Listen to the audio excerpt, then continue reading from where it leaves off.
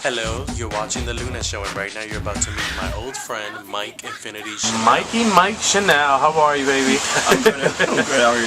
So wait, so I've known you as a Chanel, and you were also part of the House of Infinity back in the day as well. That was my first house. And I got close with you when you were in Infinity. That's my memory mostly remembers you as an Infinity. Yes. Tell me about those early wonderful days when we used to walk face. Oh, God. Pre-makeup? Pre-Mac era? Well, see, I'm painted, but anyway. Well, I don't know. I mean, being a part of the ballroom scene back then is still not really being a part of the ballroom scene. What year was that? Like around what time? Jesus Christ. I don't know. I'm 12, so let me see. You're 12 now, so that was when you were 6. Pretty much. I was 2. Oh, 2. Okay. That's why you have faith. No, we're good. Let's say like it's 94, 95-ish, or whatever, or like early 95, if anything. I don't know, things were a lot different. The whole scene in general was different. You know, I'm not going to say I don't like the direction it's going now. It's gotten a lot better at some points right now. It's changed a lot from back then. I mean, Face back then, I think, has always been a very dramatic category. Almost as dramatic as Vogue and Femme or whatever now. Back then, Face was a big deal. You know? Face was a big deal then. So there's a lot of grooming, a lot of makeup, a lot of preparation, a lot of shade. People just try to throw lye on faces, like all kind of stuff. They try to start fights and cut your face. So you couldn't like compete no more. You know, it is what it is. Well, you never had to deal with any of that really. I was a fighter, pretty much from day one. So I mean, but it's still the energy you put out. I mean, I fell into the ballroom scene by default. Okay, when I first started really hanging out in this scene, like the old peer era. Okay. All my friends were in the house. Like every Friday they disappear and I'd be left alone and sit like on the pier by myself waiting for them to show up. And you're wondering what the hell were they? No, it's like I knew where they were going. I didn't know what it was about. But I knew that they were leaving me on the damn pier too damn long. So they asked me just to join so I could come along if I wanted to or whatever. And so I did so. And first they pushed me out for realness. I was a lot much more butch then. But I can see it a little bit. It's a twinge still there. But I definitely fell into Face more so, especially with the house that I was in, being in Infinity. My days of Infinity were a lot different from, I guess, now. In pre-era, I didn't know it was originally like a black house. But when I joined, it was primarily Latinos. You know, there was only 3 black people in there, myself, Bebop, and I think Grace. That alone right there set a lot of vindictiveness against me because everyone thought I should have been Mugler, which is the Face house, or them alone. And my whole thing was like, if I'm gonna join a house, I'd rather stand out than be in a house where everyone wants the same damn thing. So that's pretty much where that went. I've always been Infinity at heart, no matter what. Although I do claim Chanel now. I don't know. I mean, houses. I understand the whole premise of it. And the ballroom scene, what it stands there for, you know, to give people who really don't feel that sense of belonging, a sense of belonging, and feel love and appreciate and everything else. And to each his own, I commend it for what it is, you know. Back then, it wasn't as much outward shade as it is now, so inner and outward shade. You know, houses support each other that much more. There's a lot more brotherly love between each other. We kind of all knew each other. Our battles on the dance floor or the ballroom scene, some of were kiki and just like, you know, we battled, but we still were friends afterwards. Right. So now, I mean, so you don't see that that's what's happening now? No, I see some of the like, kids doing that though. Yeah, but you know, it's like the houses now have become more cliques than houses in a sense, and they kind of show a lot more aggressive force. There's more inner house shade towards other house members, which I don't really understand so much of. You got house members fighting each other, you know, not supporting each other. And I mean, they kind of lost that aspect. Although I do like the things that the ballroom scene does outside of the ballroom scene, and doesn't just focus on staying within a certain group. It's expanded globally. People like yourself, who I love dearly, you know, they've helped show a better light to this whole scene and finally give it that kind of understanding or appreciation that it kind of deserves. You know, it came from a great era. I was blessed from day one to actually fall into knowledge of a lot of great people and befriend them very early on. So although I was young in the scene, I knew a lot of people who, I guess, like the name, like, you know, the queen bees of the scene, you know, and it still trips me out to this day of like how close I was and still am to a lot of those people who people kind of like fall over, idolize to, or whatever, or taking years to want to get to know. And we kind of just like, I don't know, we kind of just like formulated together. Right. So in terms of like that era of ballroom, like I know that it was a wonderful. The '90s were fab. Like in terms of ballroom, the '90s were fab. What's the difference between what was happening in the '90s and what the kids are doing today? What do you feel is the difference? Because you've been to balls nowadays, and well, I mean, there was a lot more focus on every category, not just like mainly one category. It seems like the voguing film category is in high demand right now, and they focus a lot on that. A lot of categories that were out back then just don't seem to exist that much anymore at all. You know, they had like Legendary Kiki, they had like all kind of stuff you just don't even hear or see. Remember that, like Miss Eunice? I mean, they had a lot of those different categories that nobody just don't exist right now. They had Rooms with a Twist. I mean, the Twist. Who's Zooming Who? Okay, yes, Who's Zooming Who was a great one. Hey, Affair. Yes, Hair Affair. Skirts Ahoy. But I must say, Legendary Kiki was definitely my favorite. It was always a blessing to see Baron or Eunice come out. I love Baron. He's so funny. Runway was definitely a category to watch. There was always a Kiki on the dance floor. Watch the girls battle it out.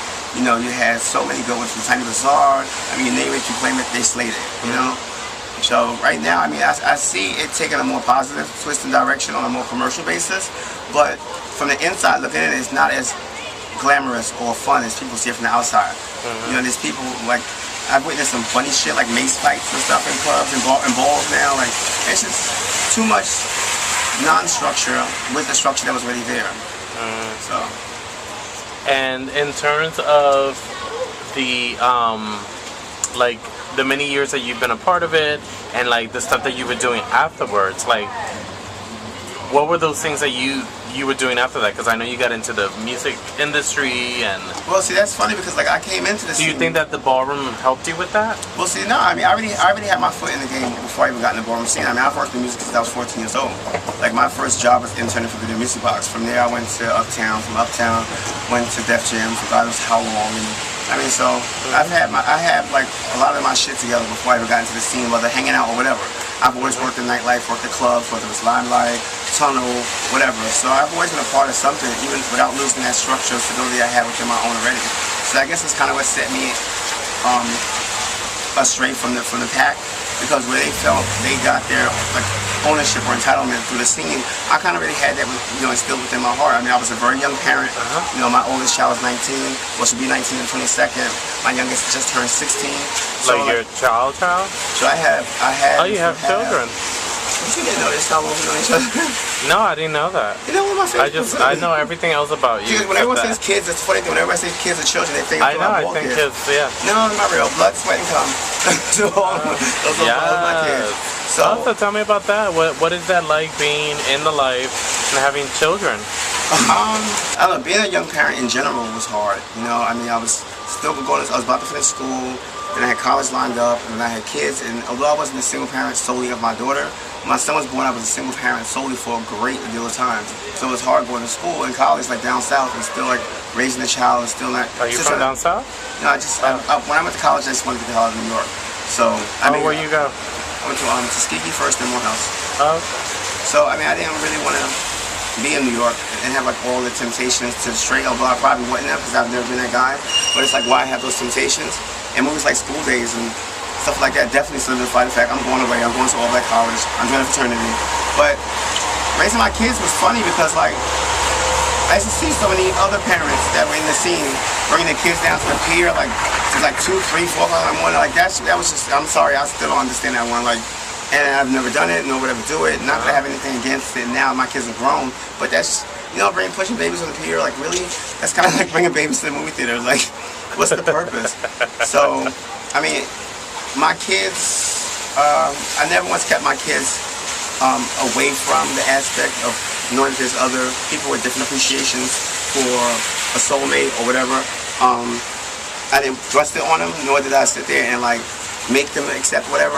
I gradually kind of nurtured things within to their growing up, where it just kind of easily just evolved within them from like day one. It was never something that they didn't kind of know and all of a sudden like shocked, like, oh my God.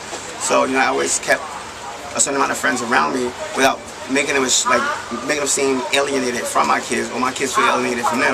You know, my son did come like many times shopping downtown in the city and of course we bump into people, and it was never nothing. I mean, Portia to this day, she loves my son. Lady P, I mean, every time she sees me, she asks about him and stuff like that, whatever. And it's nothing. Like, and my kids aren't jaded towards anyone, nor are they homophobic or anything like that. They understand that there are many different people out there with many different lifestyles and everything else. I made sure my son, I went a little bit further, and his first schools were a Little Red Schoolhouse, which was down in the village. So, I mean, he knew that he had friends that had like 2 daddies, or friends that had 2 mommies, you know? So, it wasn't something that was foreign to him, so. So in terms of like in the life and as an adult, young, you know, gay man and all of that, what's one message you would tell the young people that watch the show? What would you tell them for their future? Just be the person that you are, you know? I mean, it seems nowadays a lot of people forget to be the one thing that we're all on this earth to be, which is individuals. You don't need to fall collectively into something, and that doesn't just mean a house or whatever. Be your own person. You know, find who you are and rock with it. Don't let nobody be a Geppetto. Be your own Pinocchio and your own Geppetto for your own strings. Okay? Don't give nobody the power to take you away from yourself at any given point. If you find yourself being heavily consumed with like going out so much and and things just aren't working, aren't balancing themselves out, then I think it's about time to take a few seconds, moments, days, whatever, to kind of like figure out like where you want to go with this. You don't have to pull away from your friends and like everything in a whole, but find out what's really good for you, what's going to be conducive for you and your future. You know, I can't really direct you on which path to go, nor can anybody, but yourself. You know, and I'm sure that you feel already where you want to go in life or which direction you want to take. Don't let people keep you astray from that. That's the main thing I really think about that. I mean, it's just be your own person. You know, you don't have to act a certain way because you're around certain people, but you really want to be this way. Be the way that you were meant to be. You know, be the way that you were meant to be. That's it. Speak up for yourself, have a voice. Don't be a yes man or kiki man. Like, no. You know, if you don't like something, say it. There's a way to say it with it being taken respectfully, and there's a way to say it where it's taken a shade. You pick which way it's delivered. All right, well, thank you for your time. Yes, I finally got you. All right, so one more thing. I know you are really close with a lot of our favorite girls from our scene. Tell me a little bit about your friendships with some of the girls, like Rose Chanel and Dee Dee and. See, the funny, that's another funny. Like, I mean, from day one of me really hanging out in this scene, I kind of always got this protector type badge, you know, because I always defended the girls. You know, I'm just a person that defends people in general. I don't like to see anyone being taken advantage of at any point in time. So back then, there was a lovely lady by the name of Jonetta, aka JoJo, JoJo Ebony. JoJo Ebony was definitely a force not to be fucked with, but she also had a habit of shaking down the girls on 14th Street. So as soon as I hung out with the girls, they would always come to me and ask me, like, please, like, you know, like, talk to her, like, she only robbed the Latin girls, like, she let the black girls live. And so, you know, I wasn't going to step on nobody's foot, but, you know, I kind of made it level out where she kind of eased back on them and just went in a different direction or another direction in a whole, you know. Not saying she was scared of me, we mutually respected each other as 2 battle cats and knew that it was going to get serious if we ever got serious with each other. So we just best became friends. I've always felt the need to kind of protect people in general, so since I was hanging around a certain clique or whatever the case may be, and back then being a lot of Infinities, there were a lot of transsexuals in the house Infinity. Hi Nicole, hi Naomi, who, I don't know, I just felt the need to always take up for them. So back when we go to clubs like Café Con Leche, stuff like that, whatever, I was not the one to let my friends, anyone be intimidated or whatever the case may be. So those were my early years of hanging with the girls that kind of just extended into. When I started to date one of the girls, that kind of brought a lot more girls my way. Thinking I kind of went, you know, that way for my sexual attraction. My person who I'm speaking of, everyone knows very well, is Boom Boom Raquel. We had a great thing going, you know, and I guess that opened the door for me to start being around more transsexuals, because of course dating her, others follow and stuff like that, whatever. And I actually find it very fun. Like, more so now, I hang out with a lot more than I ever did back then. I've always been a loner, but nowadays, a lot of the new girls out today, not only are amazingly beautiful, like, I mean, they're kind of setting my generation asunder with, like, this, like, newfound beauty. These girls are, like, 12 years old, like, looking glamorous, okay? Like, I don't, like, it's coming out cereal or something. The girls are flawless. But there's so many more that aren't just, like, detached from the scene or, like, life in general. They have great spirits, everything. You know, it's just all around good people. And sometimes, a lot of times, they're great to hang around, you know? So